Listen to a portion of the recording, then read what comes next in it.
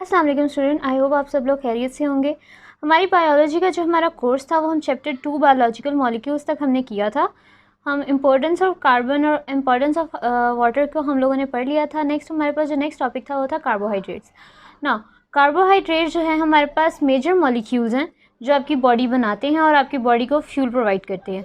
हमारे पास जो कार्बोहाइड्रेट हैं बेसिकली हमारे पास वर्ड है, इसको कहा जाता है सैकराइड्स। ठीक है, अब सैकराइड्स जो हैं हमारे पास वो एक ग्रीक वर्ड सैकरोन से निकला है जिसका मतलब होता है शुगर। ठीक है, अब हम थोड़ा कार्बोहाइड्रेट्स की डिटेल देख लेते हैं कि किस तरह होती है। जो कार्बोहाइड्रेट्स हैं उनका जो लिटरल मीनिंग है वो है हाइड्रेट्स ऑफ कार्बन या हाइड्रेटिव कार्बन। ठीक है, अब उसमें हमारे पास मीन्स के जो हमारे पास एक कार्बन का मॉलिक्यूल होगा, हाइड्रेट्स में क्या होते हैं वाटर और हाइड्रोजन। तो हमारे पास composed of carbon, hydrogen and oxygen.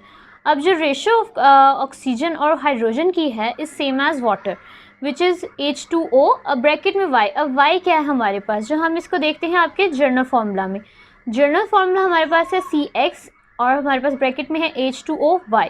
अब जो X और Y हैं ये सेम भी हो सकते हैं और डिफरेंट भी हो सकते हैं और ये हमारे पास होते हैं होल नंबर। अब होल नंबर आपके क्या होते हैं फ्रॉम 0 टू ऑनवर्ड्स। ठीक है, लेकिन हमारे पास जो कार्बोहाइड्रेट्स में क्या होता है, ये नंबर जो हमारे पास X एंड Y हैं ये शुरू होते हैं 3 से अप टू मैनी थाउजेंड्स। ठीक है, हमारे पास X और Y जो हैं ये आपके न्यूमेरिकल्स हैं जिनसे आप जो है किसी भी फार्मूले को मल्टीप्लाई करवा सकते हैं। एज सच आप समझ लें कि ये आपका एम्पिरिकल फार्मूला है जिसमें एम्पिरिकल और मॉलिक्यूलर फार्मूले को जिस तरह हम कंपेयर करते हैं और जिस तरह हम उनको रिलेट करते हैं उसी तरह हमारे पास ये न्यूमेरिकल वैल्यूज़ यहाँ पे पुट हो सकती हैं। ये तो हमारे पास हो गया एक जनरल ओवरव्यू ऑफ कार्बोहाइड्रेट्स। अब कार्बोहाइड्रेट्स की हमारे पास डेफिनेशन क्या है। कार्बोहाइड्रेट्स हमारे पास मॉलिक्यूल हैं। कार्बोहाइड्रेट्स आर पॉलीहाइड्रोक्सी एल्डिहाइड्स और ketones complex substance which on hydrolysis yield polyhydroxy aldehyde और कीटोन्स सब यूनिट्स। सब यूनिट्स मतलब वो छोटे छोटे बिल्डिंग ब्लॉक से जो है हमारे पास बनते हैं और बड़े पॉलीहाइड्रोक्सी एल्डिहाइड्स और कीटोन्स बनाते हैं। ठीक है, कार्बोहाइड्रेट्स छोटे छोटे मॉलिक्यूल्स होते हैं जो वो भी कार्बोहाइड्रेट्स ही होते हैं, लेकिन क्या करते हैं वो आपस में बॉन्डिंग कर करके और आपस में एक दूसरे का बॉन्ड बना के और सब कुछ करके वो एक बड़ा मैक्रो मॉलिक्यूल बना देते हैं। फ्रॉम माइक्रो मॉलिक्यूल हम मैक्रो मॉलिक्यूल की तरफ मूव करते हैं। Now what is hydrolysis. Hydrolysis का वर्ड हमने यूज़ किया। Hydrolysis is break down of a large molecules into smaller ones utilising water molecules. Hydro से आप याद करें कि हमारे पास वाटर है and lysis mean break down. जहाँ भी आप लाइसिस का वर्ड देखेंगे वहाँ पे कुछ ना कुछ ब्रेक डाउन हो रही होगी एंड हाइड्रोलाइसिस मीन कि आपकी ब्रेक डाउन हो रही है through water molecules. Water molecule को आप किसी भी लार्ज मॉलिक्यूल में इनकॉर्पोरेट करवा के उसकी ब्रेक डाउन करवा देते हैं। Back to carbohydrates. हमारे पास कार्बोहाइड्रेट का सोर्स क्या है। मेन सोर्स आपके पास ग्रीन प्लांट्स हैं क्योंकि ये प्राइमरी प्रोडक्ट्स होते हैं फोटोसिंथेसिस के। फोटोसिंथेसिस आपको पता है कि हमारे पास वो प्रोसेस है जिससे प्लांट जो हैं वो अपनी फूड क्रिएट करते हैं, ग्लूकोज बनाते हैं। ठीक है, through sunlight in presence of chlorophyll with hydrogen and carbon dioxide and water. ठीक है, उसका जो प्राइमरी हमारे पास प्रोडक्ट बनता है वो क्या होते हैं कार्बोहाइड्रेट्स। अब हमारे पास क्या होता है, कार्बोहाइड्रेट जो हैं ये हमारे पास प्रोटीन और लिपिड्स के साथ मिलके ग्लाइकोप्रोटीन और ग्लाइकोलिपिड्स बनाते हैं। ग्लाइको से आपके पास कार्ब्स को आप कहते हैं और प्रोटीन से आपको पता चल जाएगा कि कार्बोहाइड्रेट प्रोटीन के साथ मिल रहा है और कार्बोहाइड्रेट लिपिड्स के साथ मिल रहे हैं। अब इसमें हम लोग ये इंपॉर्टेंस देखते हैं कि आपने ग्लाइको पहले लिखा है। ग्लाइको पहले लिखने का मतलब है कि जो मेजर कंपोनेंट है आपका वो आपका कार्बोहाइड्रेट्स हैं और जो आपके प्रोटीन्स या लिपिड्स हैं वो आपके माइनर कंपोनेंट्स हैं। अब जो आपके पास ये ग्लाइकोप्रोटीन और ग्लाइकोलिपिड्स हैं ये क्या होते हैं, ये आपके standard role in ECM of animal cells and bacterial cell wall. जो आपकी बैक्टीरियल सेल वॉल होती है उसमें ये आपके पास यूज़ होते हैं, उसको बनाने में यूज़ होते हैं। आगे हमें पता चलता है जब आपके पास नेक्स्ट चैप्टर्स में आपकी प्रोटोजोआ वाला चैप्टर है वहाँ पे हम इसको डिटेल में लेके चलेंगे। और जो आपका स्ट्रक्चर रोल ऑन ECM। अब ECM क्या है, ECM होता है आपका एक्स्ट्रा सेलुलर मैट्रिक्स, जो आपके सेल की सराउंडिंग जगह हैं जो एनिमल सेल्स होते हैं। अब सेल्स ऐसे ही तो नहीं ना पड़े हुए, इन्हें बाउंड करने के लिए भी तो कोई चीज़ चाहिए ना, कोई मैट्रिक्स पड़ा होता है ना। तो वो जो आपका मैट्रिक्स है उसको आप कहते हैं एक्स्ट्रा सेलुलर मैट्रिक्स। नाउ हमारे पास आ जाती है क्लासिफिकेशन ऑफ कार्बोहाइड्रेट्स।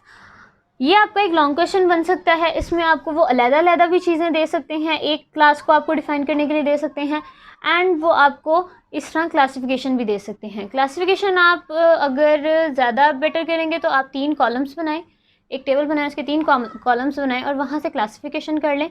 या फिर आप जो आपने याद करना है तो आपको फ्लो चार्ट बहुत ज़्यादा जो है वो इजी रहता है, और उसमें आप जो मेजर आपके पॉइंट्स होते हैं उन पैराग्राफ्स में जो आपकी बुक में लिखे होते हैं, आप उन मेजर पॉइंट्स को हाईलाइट करके लिखें। वो आपको एमसीक्यूज़ में भी मदद देंगे, शॉर्ट क्वेश्चन में भी मदद देंगे, और इसी तरह आपको जो है याद करने में आसानी होगी। अब क्लासिफिकेशन में हमारे पास कार्बोहाइड्रेट्स की 3 क्लासेस हैं, ठीक है। पहली क्लास है हमारे पास मोनोसेक्राइड्स, फिर ओलिगोसेक्राइड्स एंड पॉलीसेक्राइड्स। अब सबसे पहले हम ले लेते हैं मोनोसेक्राइड्स को। मोनोसेक्राइड्स हमारे पास क्या है, मोनो से आपने याद रखना है 1, ठीक है। Mono 1 is the simplest, so these are the simple sugars, ठीक है। हमने क्या कहा था, कार्बोहाइड्रेट्स को सेक्राइड्स भी कहते हैं, सेक्राइड सेक्रून से निकला है जिसको शुगर भी कहते हैं, तो इस वजह से जो मोनोसेक्राइड्स हैं ये आपकी हैं सिंपल शुगर्स, ठीक है। और इसमें हमारे पास जो फर्दर प्रॉपर्टीज़ हैं मोनोसेक्राइड्स की वो होती हैं sweet in taste, easily water soluble, पानी में बहुत जल्दी सॉल्व हो जाते हैं, इधर पॉलीहाइड्रोक्सी एल्डिहाइड और कीटोन। अब कार्बोहाइड्रेट्स की हमने बात की थी कि पॉलीहाइड्रोक्सी एल्डिहाइड होते हैं या कीटोन होते हैं, ये आपके वो सब यूनिट्स हैं जो मिलके आपके ओलिगोसेक्राइड्स और पॉलीसेक्राइड्स बनाएंगे, जो आपके फर्दर कार्बोहाइड्रेट्स को बनाएंगे। These are your basic building blocks. Monosaccharides आपके बेसिक बिल्डिंग ब्लॉक्स हैं। अब इसमें हमारे पास जो कार्बन चेन होती है, ये हमारे पास हर कार्बन के साथ एक हाइड्रोक्सिल ग्रुप होता है जिसको आप OH ग्रुप कहते हैं, ठीक है, एक्सेप्ट 1 कार्बन, ठीक है। जितनी भी चेन होगी उसकी, उसमें हमारे पास सबके साथ सब कार्बन के साथ एक हाइड्रोक्सिल ग्रुप लगा होता है सिवाय एक कार्बन के, ठीक है। वो कार्बन जो होता है जिसके साथ हाइड्रोक्सिल ग्रुप नहीं लगा होता वो तो यहाँ आपका एल्डिहाइड फंक्शनल ग्रुप होगा या आपका कीटोन फंक्शनल ग्रुप होगा। फंक्शनल ग्रुप्स आपने पढ़े थे ना मैट्रिक में, केमिस्ट्री में आपने पढ़े होंगे, जो आपके एल्डिहाइड और कीटोन और जो आपके फंक्शनल ग्रुप होते हैं, अल्कोहल्स होते हैं, ईथर्स होते हैं, एस्टर्स होते हैं, ईच एंड एवरीथिंग। तो उसमें जो आपके पास जो एक कार्बन रह जाएगा जिस पे हाइड्रोक्सिल ग्रुप नहीं लगा होगा वो आपके एल्डिहाइड या कीटो फंक्शनल ग्रुप का पार्ट होता है। नाउ अब जो हमारे पास पॉलीहाइड्रोक्सी एल्डिहाइड होगा उसे हम कहते हैं एल्डो शुगर, और जो कार्बोहाइड्रेट कीटोन होगा उसे हम कहते हैं कीटो शुगर, ठीक है। ये चीज़ आपने याद रखनी है क्योंकि अक्सर एमसीक्यूज़ में आ जाती है। वो आपको कोई भी कार्ब का नाम दे सकता है, किसी भी मोनोसेक्राइड का नाम दे सकता है और पूछ सकता है कि ये एल्डो शुगर है या कीटो शुगर है। अब इसके पास हमारे पास मोनोसेक्राइड का एक जनरल फॉर्मूला होता है जो हमारे पास है CH2O और सबके बाहर होल इज़ N, ठीक है। अब इसके और कार्बोहाइड्रेट के आप जनरल फॉर्मूला में थोड़ा फ़र्क देखें कि उसमें हमारे पास कार्बन के साथ हमने X लगाया और वाटर के साथ हमने Y लगाया, क्योंकि वो आपका जनरल फॉर्मूला है फॉर कार्ब्स जो आपके मैक्रोमोलिक्यूल्स हैं उनके लिए। जो आपके मोनोसेक्राइड्स हैं वो आपकी सिंपल शुगर है, वहाँ पे आपके पास जो है कार्बन और ऑक्सीजन की रेशो सेम है, हाइड्रोजन आपके पास 2 होते हैं, उसके आप डबल कर लेते हो, ठीक है। तो ये आपका जनरल फॉर्मूला है CH2O और होल के बाहर N। आपके पास एक ही न्यूमेरिकल है जो आपके सब एटम्स के साथ मल्टीप्लाई होगा। अब वो जो आपके पास रेंज है ना N की, वो होती है फ्रॉम 3 to 7, ठीक है। मेजर जो आपके मेनली आपके मोनोसेक्राइड्स हैं उनकी रेंज होती है फ्रॉम 3 कार्बन टू 7 कार्बन, ठीक है। अब हमारे पास हर जो आपके नंबर ऑफ़ कार्बन्स हैं उसके साथ हमने एक नाम लगाया हुआ है। जो आपके 3C वाले कार्बन्स होते हैं उन्हें हम कहते हैं ट्राइओस, 4C वाले टेट्रोस, 5C वाले पेंटोस एंड हेक्सोस एंड हेप्टोसिस, ठीक है। अब आपके पास एल्डो शुगर और कीटो शुगर का एक बेसिक सा स्ट्रक्चर आपको नज़र आ रहा होगा ग्रीन बॉक्स में, ठीक है। उसमें आप देख सकते हैं कि हमारे पास 3 जो हैं वो हमने देखा है कि 3 कार्बन के जो हैं वो ग्रुप हैं, ठीक है। उसमें आपके पास हमारे पास एक तरफ आपकी एल्डो शुगर नज़र आ रही है और एक दफ़ा आपको कीटो शुगर नज़र आ रही है, ठीक है। जो आपके पास एल्डो शुगर है इसमें जो आपका पहला कार्बन होता है उसके साथ OH नहीं लगा होता, ये आपका हाइड्रोक्सिल ग्रुप नहीं है। इस कार्बन के पास आपके पास डबल बॉन्ड ऑफ O के साथ है और एक आपका हाइड्रोजन के साथ बॉन्ड है और एक बॉन्ड आपका कार्बन के साथ है, तो इसके 4 बॉन्ड इस तरह पूरे हो रहे हैं, इसके साथ हाइड्रोक्सिल ग्रुप नहीं है। और जो आपके कीटो शुगर होते हैं उसमें मेजरली आपका सेकंड कार्बन होता है, उसके साथ आपका डबल बॉन्ड ऑफ O होता है, ठीक है। इस तरह हो गया आपका ये वाला एक मॉडल है एल्डो शुगर और कीटो शुगर का। इसको अगर आप फर्दर इलोंगेट करेंगे तो इस आपके साथ कार्बन जो है वो चेन में ऐड होते जाएंगे और आपके पास जो है एक कीटो शुगर या एल्डो शुगर का एक्सटेंडेड वर्जन जो है वो आ सकता है। ये 2 आपके जो हैं ये आपके ट्राइओसिस हैं, ठीक है। ट्राइओसिस जो आपके होते हैं वो intermediate of respiration and photosynthesis होते हैं। जो आपकी प्लांट में फोटोसिंथेसिस हो रही है और प्लांट में रेस्पिरेशन भी हो रही है, दोनों प्रोसेस हो रहे हैं प्लांट में। और उनके जो हैं हमारे पास जो इंटरमीडिएट प्रोडक्ट्स हैं वो हैं आपके पास ट्राइओसिस, मीन 3 कार्बन वाले कार्बोहाइड्रेट्स। ठीक हो गया। जो आपके टेट्रोसिस हैं ये रेयर होते हैं और ज़्यादातर बैक्टीरिया में पाए जाते हैं। जो आपके मोस्ट कॉमन और most important biological molecules of carbohydrates हैं वो आपके होते हैं हेक्सोसिस एंड पेंटोसिस, मीन आपके 5 कार्बन एंड 6 कार्बन वाले। ठीक है। उसमें भी जो आपका सबसे इम्पॉर्टेंट बायोलॉजिकल हेक्सोस है वो है आपका ग्लूकोज। ठीक है। ग्लूकोज जो है वो आपका बहुत इंपॉर्टेंट एक मॉलिक्यूल है। फॉर आप समझ लें कि आपकी जो पूरी बॉडी है ना ये इस एक मॉलिक्यूल के इर्द गिर्द घूम रही है। ठीक है। अगर आपको ग्लूकोज का कोई मसला हो जाता है तो बहुत सारे मसले पड़ सकते हैं। ठीक है। तो अब आपका ग्लूकोज जो है ब्लड में कम से कम आपका 0.8% ग्लूकोज होता है। ठीक है। और उसके अलावा अगर आपकी बुक में ग्लूकोज पे पैराग्राफ है उसमें बताया गया है कि जो आपका मेन प्रोडक्ट ऑफ फोटोसिंथेसिस है ना वो आपका ग्लूकोज है। ठीक है। उसमें जो सनलाइट के थ्रू आप बनाते हैं और एक जो आपका 10 ग्राम ग्लूकोज बनाने में 717.6 kilo calories of sunlight energy use होती है। ठीक है। यूज़ होने का मतलब है कि वो एनर्जी ग्लूकोज में ट्रैप हो गई है। 10 ग्राम ऑफ ग्लूकोज में उतनी एनर्जी ट्रैप हो गई है। और जब आप उस ग्लूकोज को तोड़ेंगे, 10 ग्राम ऑफ ग्लूकोज को आप ब्रेक डाउन करेंगे तो 717.6 किलो कैलोरीज जो हैं वो आपकी रिलीज़ होंगी, वो एनर्जी आपकी बॉडी को मिलेगी। ठीक है। तो इस तरह हमें ये जो पॉइंट है ये आपका एमसीक्यूज के हवाले से बहुत इंपॉर्टेंट है। यहाँ पे आपको 10 ग्राम का हवाला दिया गया है, वो आपसे 1 ग्राम पूछ सकता है, 100 ग्राम पूछ सकता है, तो आप उस अकॉर्डिंग करें। सबका आंसर आपने 717.6 नहीं लगाना। 1 का आंसर आपका 71.7 होगा, 100 का आपका 7176 होगा। ठीक है।